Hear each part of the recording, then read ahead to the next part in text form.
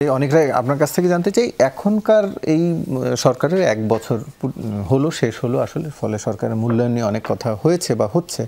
একটি তথ্য এমন যে গত বছরের আগস্ট থেকে এখন জুন পর্যন্ত ১১ মাসে ১৭,৯০০টি ধর্ষণ, নারী শিশু নির্যাতনের মামলা হয়েছে। এর আগের বছর এই সময় অপরাধের সংখ্যা ছিল ১৬,৭৯২টি।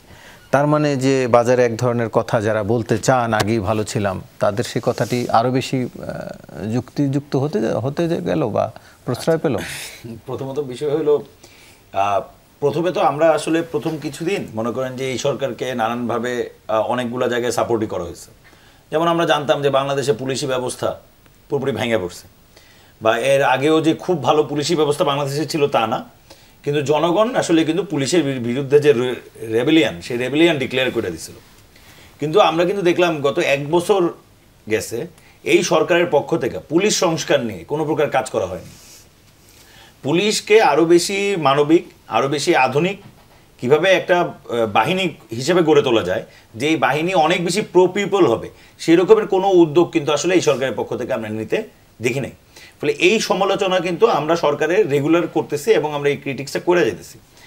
আমরা দেখেন, যারা বলতেছে যে আমরা আগেই ভালো ছিলাম কি আগেই এটা ছিলাম, তাদেরকে বলবো আসলে দেখেন, আগে আপনি ভালো ছিলেন এই কথা যদি আপনি বলেন, তাহলে এর আগের বছরের যে হিসাব, আমি আসলে মনে করেন ক্রাইমকে কখনো সংখ্যায় আসলে বিচার করতে চাই না।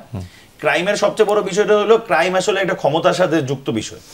আপনি যদি সমাজে ক্ষমতাবান লোক হন, আপনি যদি মনে করেন ওই যে এই যে বিএনপির যেই কর্মীরা, আপনি যে বললেন যে স্কুলে গিয়ে স্কুলে পিটিয়ে শিক্ষককে বাজারে ঘুরিয়েছে, সে আসলে কেন এই কাজটা করার সাহস পেল?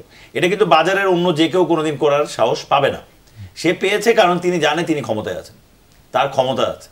ফলে এইটা অনেক বেশি সম্পর্কিত ক্ষমতার সাথে, যেটা আমরা আসলে মনে করেন গত ১ বছরে বারবার দেখেছি। যেহেতু বাংলাদেশে, যেটা কায়ুম ভাই বলেছেন সত্যি কথা, একটা জবাবদিহিহীন ভাবে হইলো প্রশাসন চলমান।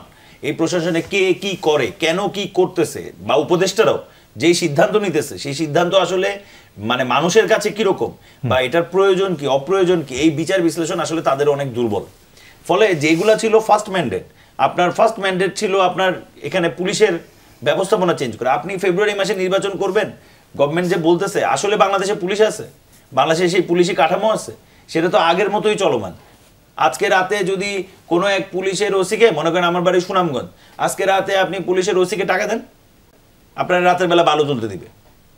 রাতের বেলা আপনি যেখানে 5টা ড্রেজার নামানোর নিয়ম নাই, সেখানে 20টা 25টা ড্রেজার নামায়া বালু তুলবে। এগুলো কারা তুলতেছে? মনে করেন এই যে সাদা পাথরের যে ঘটনা, সাদা পাথরের ঘটনার সাথে কারা জড়িত? বলা হচ্ছে সব দল জড়িত। সব দল জড়িত। আপনি বলছেন উত্তোলনের সাথে কারা জড়িত?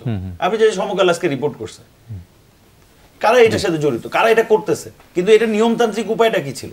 নিয়মতান্ত্রিক উপায়ে আপনি কাজ করবেন না, যখন বৈধভাবে যখন আপনি পাথর উত্তোলন করতে দিবেন না, তখন আবার এটাও কিন্তু শোনা যেতেছে যে বৈধভাবে যেন পাথর উত্তোলন করতে না পারা যায়, এই জন্য মন্ত্রণালয়ে নানান রকম মুভ হইতেছে, অনেক রাজনৈতিক দল মুভ করতেছে। কারণ বৈধভাবে তুললে এইভাবে নাই করে দিতে পারবে না কেউ এক রাতে। এই যে মনে করেন আমার সুনামগঞ্জে জাদুকাটা নদীতে সর্বোচ্চ 5 থেকে 6টা ড্রেজার বৈধভাবে নামানো যেত, সেখানে এখন প্রত্যেক রাতে 40টা থেকে 45টা ড্রেজার নামছে। এটা বৈধভাবে করলে আপনি কোনোদিন পারতেন না। এখন এই যে ক্ষমতা 16 বছর আমরা ছিলাম না, 17 বছর আমরা ছিলাম না, আমরা বঞ্চিত, এই যে সবগুলো জায়গায় আপনি দেখবেন একটা বঞ্চিতদের জায়গা তৈরি হয়েছে প্রশাসনের মধ্যে। আমরা বঞ্চিত, আমরা 17 বছর বঞ্চিত, এমন একটা অবস্থা পুলিশ, প্রশাসন, রাজনৈতিক দল, যে আমরা তো এতদিন বঞ্চিত। ফলে এখন আমরা যদি একটু চুরি করি, আমরা যদি ডাকাতি করি, আমরা যদি সব নাইও করে দেই, এটা তো স্বাভাবিক, আমরা তো 17 বছর বঞ্চিত।